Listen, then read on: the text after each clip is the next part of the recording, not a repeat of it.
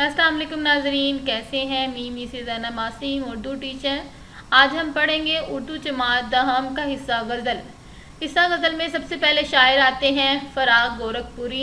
इनका हम मुख्तसर सा तारुफ़ यहाँ पर पढ़ेंगे कि उन्होंने कहाँ पर तालीम हासिल की, कहाँ पैदा हुए, उनकी सने वफ़ात और सने पैदाइश, इसके अलावा वो किस में ज़्यादा ज़ौक़ और शौक़ रखते हैं और उनकी मुख्तलिफ़ तसनीफ़ कौन सी हैं। सबसे पहले की पैदाइश पे आते हैं कि फ़राग गोरखपुरी 1896 में पैदा हुए हैं, 1896 से। फ़राग गोरखपुरी गोरखपुर के एक मोअज़्ज़िज़ हिंदू घराने में पैदा हुए हैं। ये हिंदुस्तान से ताल्लुक़ रखते थे, जबकि ये हिंदू थे एक, तो इसलिए हिंदुस्तान घराने में पैदा हुए। असल नाम उनका रघुपति सहाय था। कायस्थ हिंदू घरानों के दस्तूर के मुताबिक इब्तदाई तालीम उर्दू और फ़ारसी में हुई।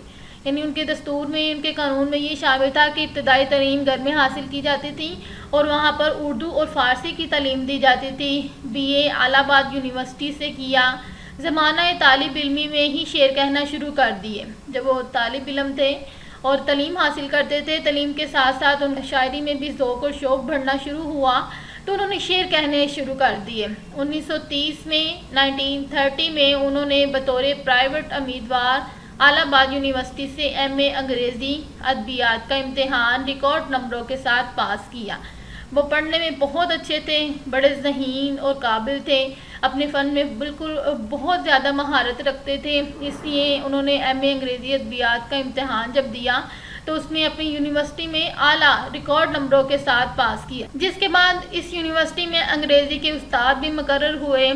पहले वहाँ से रिकॉर्ड नंबरों के साथ इम्तिहान पास किया और फिर बाद में अंग्रेज़ी के बहुत अच्छे उस्ताद मुकर्रर हुए और अपनी तदरीसी फ़राइज़ को सरअंजाम दिया। इब्तिदा में शुरू में अफ़साना निगारी में भी की, मगर बुनियादी तौर पर वो शायर थे। उन्होंने उर्दू गज़ल को ताज़गी और तवानाई अता की। नाक़दीन उन्हें मीर के रंग तगज़्ज़ुल का नुमाइंदा शायर करार देते हैं। रशीद अहमद सिद्दीकी के बकौल रशीद अहमद सिद्दीकी उनके बारे में कहते हैं कि गज़ल का आइंदा जो रंगो आहंग होगा, उसकी साख्त और पर्दाख्त में फ़राग का बड़ा अहम हिस्सा होगा। कि आइंदा जो गज़ल की शनाख्त, गज़ल का रवैया, गज़ल के अल्फाज, सलासत और उनकी मकबूलियत जो होगी, उसमें हमें इनका बहुत असर नज़र आएगा। फ़राग गोरखपुरी की वजह से ही इसमें गज़ल में ताज़गी और तवानाई को देखा जा सकता है। इसलिए उन्होंने कहा कि इसमें उसका बहुत रंग नज़र आएगा। फ़राग गोरखपुरी ने गज़ल गोई के साथ साथ अपने तनकीदी मज़ामीन से भी बहुत शोहरत हासिल की थी।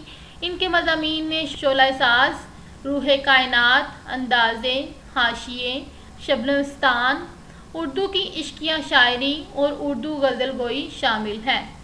हुकूमत भारत ने और सोवियत यूनियन ने उन्हें मुतअद्दिद एज़ाज़ात से भी नवाजा, क्योंकि वो हुकूमत भारत से ताल्लुक़ रखते थे, हिंदुस्तान में रहते थे और हिंदू थे, इसलिए उन्होंने उन्हें बहुत सारे एज़ाज़ात से नवाजा, उनको इनाम दिए और उनकी मकबूलियत को सराहा।